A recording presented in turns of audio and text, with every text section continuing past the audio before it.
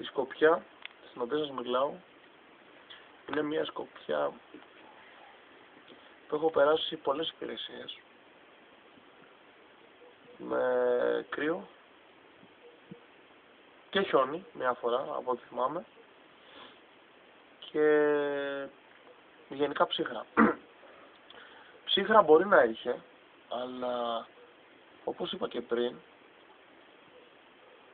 τα παιδιά με τα οποία, βρέθηκα εδώ, δημιουργήσαμε μια θερμότητα σχέση μας και μας έδωσε πάρα πολύ.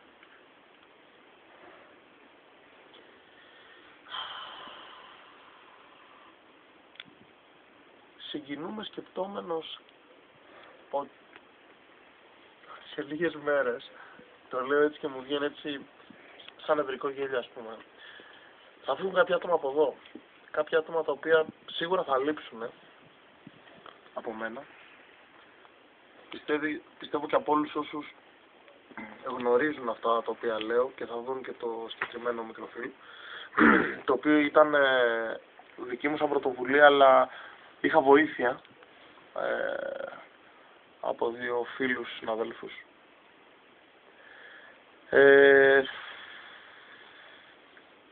Εντάξει, πραγματικά τα συναισθήματα είναι μοναδικά. Περάσαμε πολύ όμορφες στιγμές και λογικά και το καλοκαίρι με κάποιους από αυτούς θα είμαστε μαζί, σαν συνοδοιπόροι στη συγκεκριμένη θητεία. Είναι δύσκολο, παιδιά, είναι δύσκολο ό,τι και να πει κανείς, γιατί θέλω να το πω πραγματικά και θα το φωνάξω ότι λένε πάρα πολλά για την πολεμική αεροπορία. Εγώ πιστεύω ότι είμαστε η καλύτερη μονάδα. Η 123 είναι πραγματικά η καλύτερη μονάδα.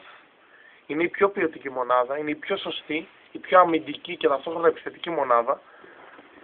Έχει τους καλύτερους μηνύτες, πραγματικά τους καλύτερους και σαν προσωπικό και σαν φρουρά και σαν εγκαταστάσεις μέσα, σαν συντήρηση των εγκαταστάσεων, στην οποία συγκεκριμένα την χάνει να είμαι και εγώ ένα μέλος, και σαν εφοδιασμό και σαν όλα. Πραγματικά δεν ξέρω, θέλω να πω συγχαρητήρια πρώτα από όλους τους μηνύτες, οι οποίοι πραγματικά χωρίς αυτούς το συγκεκριμένο στρατόπεδο, ίσως φανεί λίγο βέβαια υπερβολικό, πραγματικά δεν θα υπήρχε και δεν θα υπήρχε ούτε σαν φωνή, ούτε σαν ψυχή, ούτε σαν τίποτα. Είναι πραγματικά μοναδικό να δίνεις πνοή και ζωή σε μια μονάδα νεκρή από ζωή, την οποία τη δίνουν καθημερινά πάρα πολλοί μηνύτες οι οποίοι έρχονται. Θα ήθελα βέβαια πραγματικά παιδιά μας μηνύτες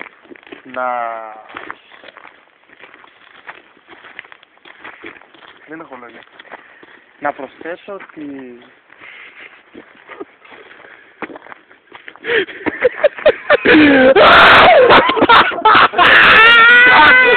το στεγίζουμε να λέμε.